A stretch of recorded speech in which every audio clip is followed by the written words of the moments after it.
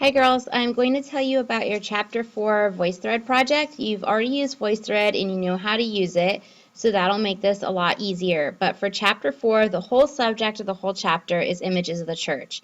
So for this chapter, what you guys are going to do is you're going to create a VoiceThread using 3 images. They can either be images you use off the internet that you cite, or you could create your own images using art or photography. And if you do that, you'll get extra credit.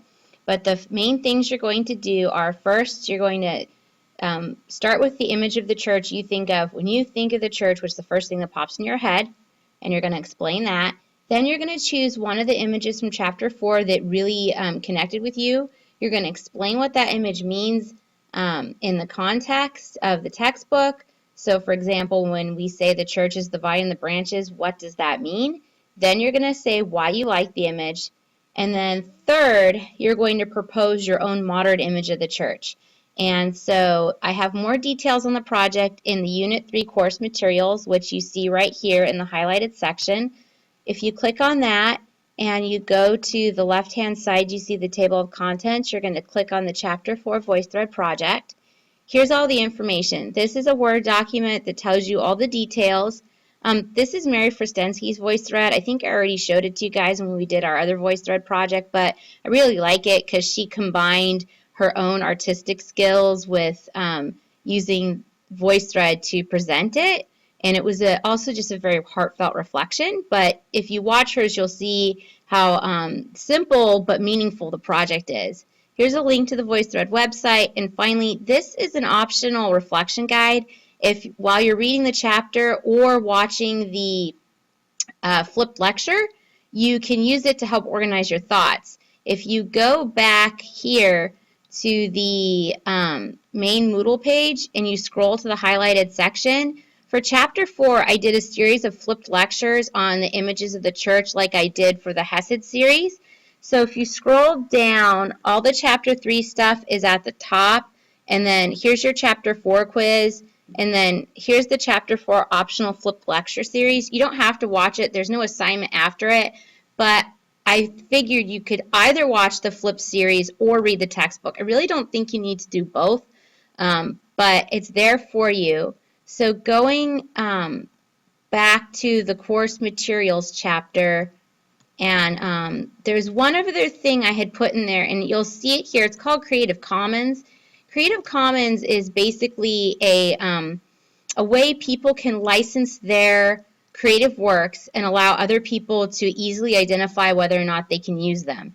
Because for the VoiceThread project, a big part of the project is you're going to pick 3 visuals to go along with your oral presentation. And when you use things off the internet, you have to, of course, cite your sources and works cited. But technically, you're also supposed to get the copyright owner's permission before using their materials. Even if it's for a school project and you have fair use, you're still supposed to get permission.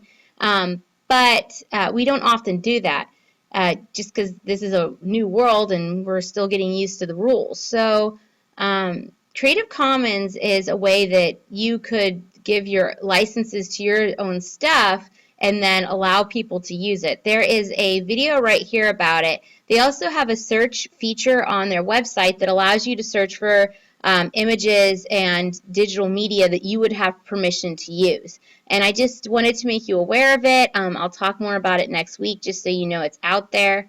So let's talk more about the details of the VoiceThread project. I have them open here. So the main idea is you're first going to read the chapter. And right here it says to read the chapter and take notes. And you can also use that reflection guide. And I have some of the images of the church listed here in the page numbers. However, there are more than these. So if you watch the flip lecture or read the church, for example, one that I don't have listed here is the church as the bride of Christ. The church is the bride and Christ is the bridegroom. Katie Mojica did a really beautiful reflection on that last year. But this isn't exhaustive, but I've listed some of the images here. So the first thing you do is kind of skim through the chapter or watch the flip lecture series and get a feel for the different images of the church. And then you're going to sort of pick one and focus on that. But before you even get to that point, ask yourself, what do I think of when I think of the church? And what I put in mind was the very first thing I think of when I think of the church is my parish. So that might be the same way for you. You might think of other things. You might think of a grandparent who introduced you to the church, whatever. But you'll start with, what is your first primary image of the church? Then you pick one image from the textbook you like, and you're going to explain it and define it, and then say why you liked it.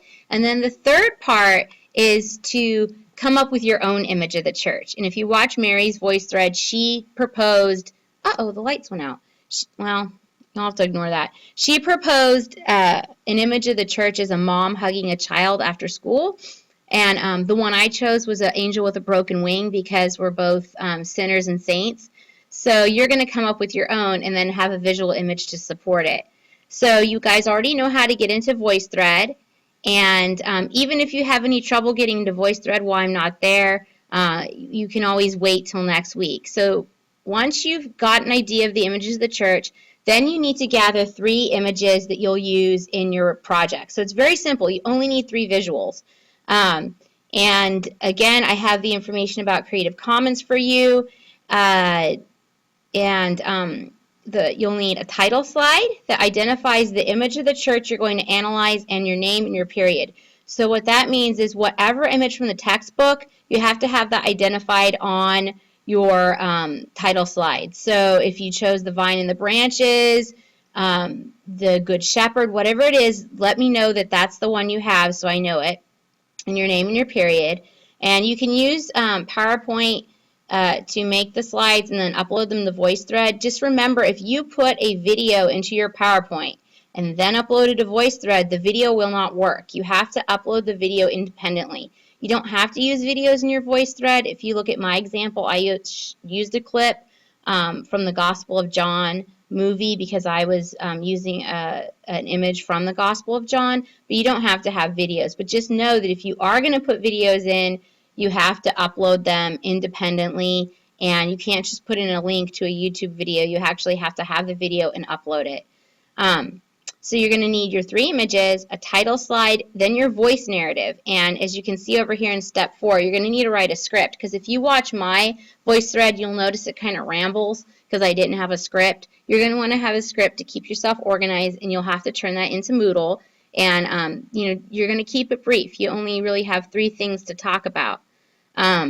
So for your script, your narrative should do these things. Explain the image of the church from the text that you connected to most and why. Explain the visuals you presented or introduce the videos as needed. So if you start with a picture of your parish, or if you have a picture of something that's not abundantly clear, explain your visuals as you need to. And then after you've explained how you see the church and explained your image from the text, I want you to propose your own modern image of the church, either with an image or a video. So if you're thinking of the church in the 21st century, what visual image would you use? And then explain why you chose it. And so once you have your VoiceThread created, you have to upload all your media to VoiceThread, as you already know. You record your presentation and then upload it to VoiceThread. And we do have a Rosary VoiceThread homepage now because I have a license. So I'm not sure if you guys can directly put those onto our homepage, or if I need to do that. Since this is new, we'll have to figure that out. But after you have all the VoiceThreads up, you have until, and these dates, please disregard these. I need to update this. The due dates are on Moodle, but you are going to also comment on 3 VoiceThreads by the end of next week. So please disregard this timeline. I had to change the dates. So here's the rubric.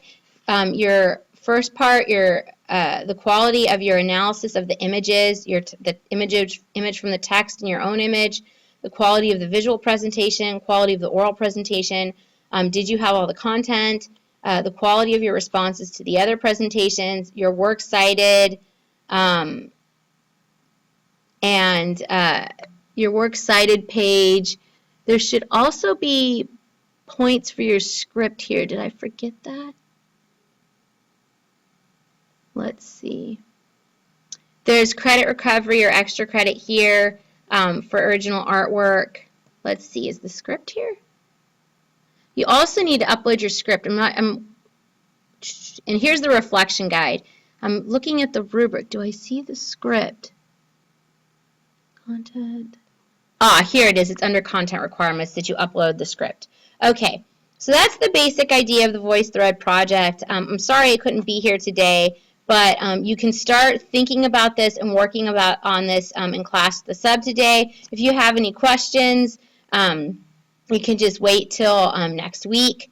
But the due dates for the VoiceThread project are updated here on Moodle.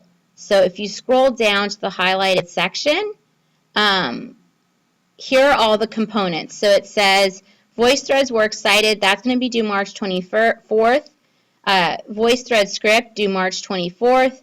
VoiceThread Comments will be due March 28th. And remember, your Chapter 4 Essential Questions and Paragraph will be due March 18th. And you can also take your Chapter 4 quiz today in class if you want to. It's Chapter 4, where is it? Right here. Chapter 4 quiz right there. So there's plenty of work for you to do today. And you see your due dates here. I apologize that I'm not there today, but I'm at I'll be at a religion teachers conference. But if you have any questions, just wait till next week. But hopefully that gives you some ideas about what you can do in class today. And I hope you understand your VoiceThread project. Thanks.